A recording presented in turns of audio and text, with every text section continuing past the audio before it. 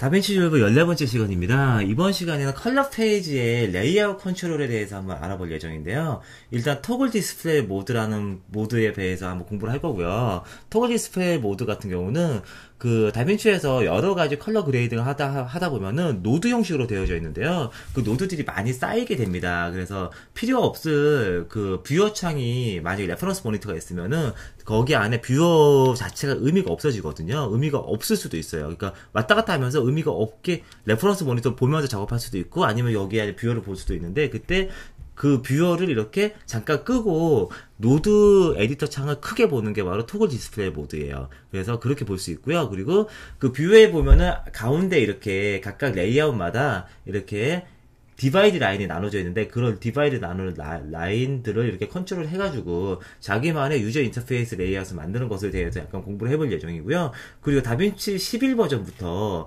듀얼 스크린을 지원합니다. 그래가지고 모니터가 두 개가 있으면은 그 각각의 모니터 레이아웃을 띄워주는데요.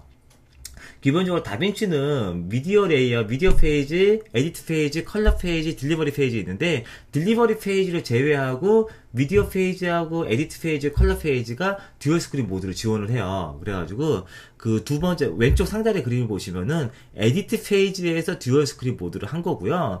그 왼쪽 하단의 그림을 보시면은 얘 같은 경우는 컬러 페이지에서 듀얼 스크린 모드일 때 사용 방법이에요. 그래서 아무래도 모니터가 하나일 때보다는 두 개일 때 훨씬 더 편하게 이렇게 작업을 하실 수 있습니다. 자, 그리고 오른쪽에 있는 그림은 시어 스코프 기능을 했을 때 나타나는 기능인데요.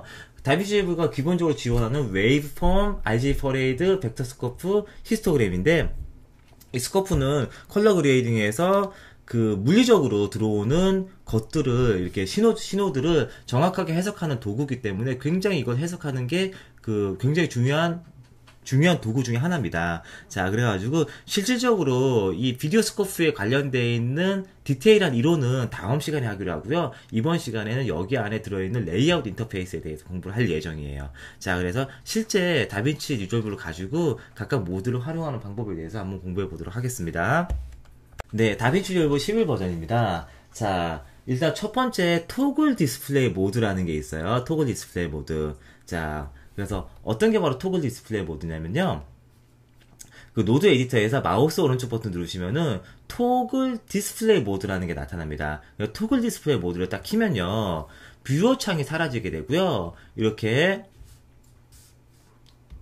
자, 이렇게 노드 그래프 창이 이렇게 크게 나타나게 됩니다. 자, 요 기능은 언제 활용하는 기능이냐면요. 저희가 비디오 인아웃 카드, 뭐, 덱링크라든가, 여기 다빈치 졸브에서 지원하는 비디오 인아웃 카드를 꽂으면은, 그 모니터에, 레퍼런스 모니터에 화면의 뷰어, 그 전체 영상의 뷰어들이 이렇게 영상의 그림만 나타나게 돼요. 그렇게 되면은 똑같은 그림을 여기 두 개를 보고 있는 거죠. 하나는 컴퓨터에서 보고 있는 거고, 하나는 레퍼런스 모니터에서 보고 있는 건데, 굳이 그럴 필요 없이 레퍼런스 모니터를 보면서 노드를 이렇게 크게 해서 여러 개의 노드를 복잡하게 만들 때 사용하는 게 바로 토글 디스플레이 모드예요. 그래서 만약에 갤러리도 필요 없다 그러면 갤러리 창도 닫고요. 이렇게 하면 여기 노드 그래프 창만 이렇게 보실 수 있어요. 자, 그래서 이게 바로 토글 디스플레이 모드입니다. 그래서 이런 식으로 활용할 수 있고요. 아니면 갤러리가 필요 없으면은 이렇게 두 개의 창을 가지고 이렇게 활용하면서 작업할 수 있죠. 그리고 디바이드 라인을 가지고 이렇게 왔다 갔다 하면서 얘네들을 정렬할 수 있습니다. 타임라인이 필요 없으면 타임라인도 끄면 점점점 커지겠죠.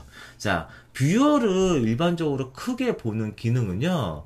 아이고, 네, 갤러리. 자, 뷰어를 일반적으로 크게 보는 기능은 사실 Alt F 누르면은 인핸스 뷰어가 있죠.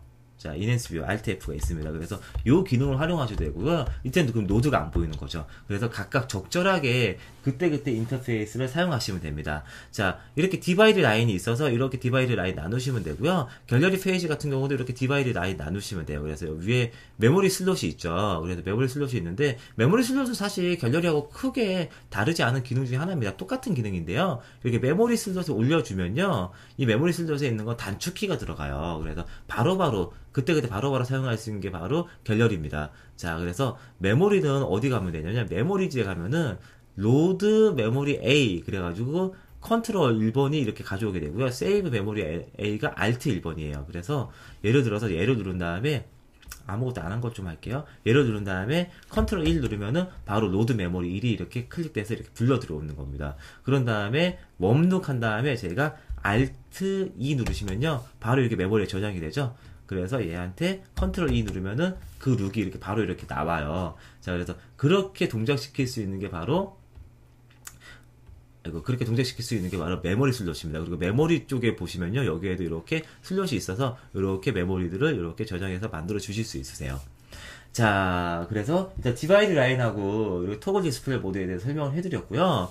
그 뷰어 창에 가시면요 제일 하단에 유저 인터페이스 레이아웃이라는 게 있습니다. 그래서 듀얼 스크린이 있는데 저는 지금 그 아무래도 강의를 만들다 보니까 듀얼 스크린이면 캡처하기가 어려워서요 듀얼 스크린 모드로 모니터가 하나를 사용하고 있습니다. 그래서 오프되어 있는데 모니터를 두 개 사용하면요 여기 기본적으로 ON을 할 수 있도록 나타나게 되고요 풀스크린 타임라인 이런 메뉴가 나타나게 돼요. 그래서 제가 전 시간 그 PT에서 이렇게 이번 시간 앞부분에 PT에서 설명을 해드렸듯이 그렇게 인터페이스를 만들어 주실 수 있어요. 그런 인터페이스를 만들어 주실 수 있는데 그 인터페이스를 이렇게 디바이드 라인 같은 거 이렇게 변경하는 것까지는 아직 지원을 하진 않습니다. 그래가지고 뭐 일단 그럼에도 불구하고 10버전이나 9버전 뭐 하위 버전에 비해서는 듀얼 스크린 모니터가 있으면은 그 활용도가 굉장히 많이 좋아졌기 때문에요 훌륭하게 사용할 수 있습니다. 자, 근데 단점은 뭐냐면요 한쪽 모니터에 그 그림 그러니까 레퍼런스 모니터에 나가는 그림을 이렇게 총 이렇게 그 풀 화면을 보는 기능은 아직은 들어있지 않아요. 그거는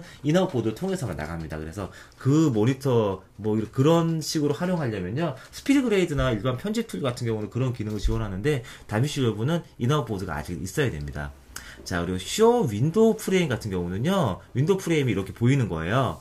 그래서 여기 안에 윈도우 프레임을 가지고 얘를 잠깐 이렇게 뭐 숨겨놨다가 이렇게 다시 나타났다가 그렇게 할 수 있는 기능인데 윈도우즈 같은 경우도 이렇게 쇼 윈도우 프레임 여기 보이겠죠. 그 기능이 있는 건데 일반적으로는 뭐 다빈치 같은 경우는 전체 화면을 좀 사용하는 경향이 있기 때문에 자, 윈도우 프레임 보셔도 되고 안 보셔도 됩니다. 자, 그리고 그 밑에 리셋 뭐 레이아웃 있는데요 이런 식으로 레이아웃을 미리 만들었어요. 만들어가지고 사용하고 있다가 얘를 리셋하고 싶어요. 그러면은 뷰 인터페이스에서 리셋 UI 레이아웃 누르시면요 오히려 최초의 레이아웃을 이렇게 리셋이 됩니다. 자, 그래서 이런 기능이 있고요. 그리고 뷰어 창에서 굉장히 중요한 기능인데 뷰어 창에서 마우스 오른쪽 버튼 누르시면요 쇼 스코프라 그래가지고 비디오 스코프가 이렇게 나타나게 됩니다. 그래서 비디오 스코프는 기본적으로 총 4개의 스코프가 있고요 2개, 하나 레이아웃을 이렇게 정할 수 있어요. 하나, 2개, 4개. 하나일 때는요 웨이브폼, RGB 퍼레이드, 벡터 스코프, 그리고 히스토그램 이런 식으로 각각을 선택할 수 있고요. 각각 2개일 때도 이렇게 선택할 수 있는데 그리고 4개일 때 이렇게 선택할 수 있죠. 그런 다음에 자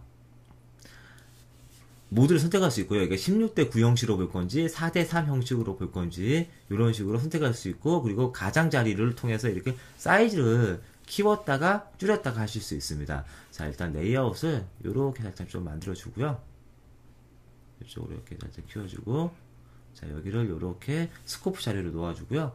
자, 노드를 초반에는 많이 사용하지 않을 거니까 노드를 이렇게 창을 좀 줄여줄게요. 네. 자, 그래서 이렇게 일단 잠깐 보도록 하겠습니다.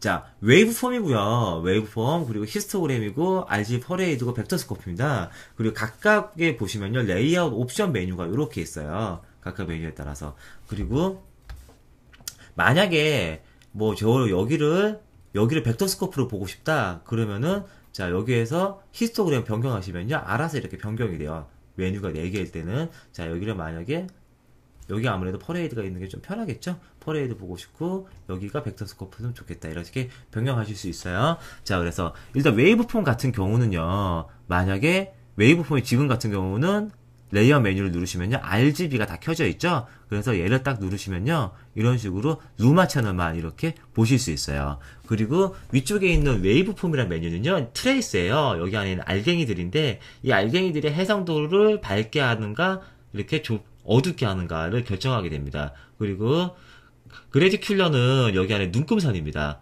눈금선을 이렇게 하게 만들 수 있고요. 자, 그래서 눈금선을 밝게 만들어 주실 수도 있어요. 자, 그리고 쇼 레퍼런스 레벨 같은 경우는요.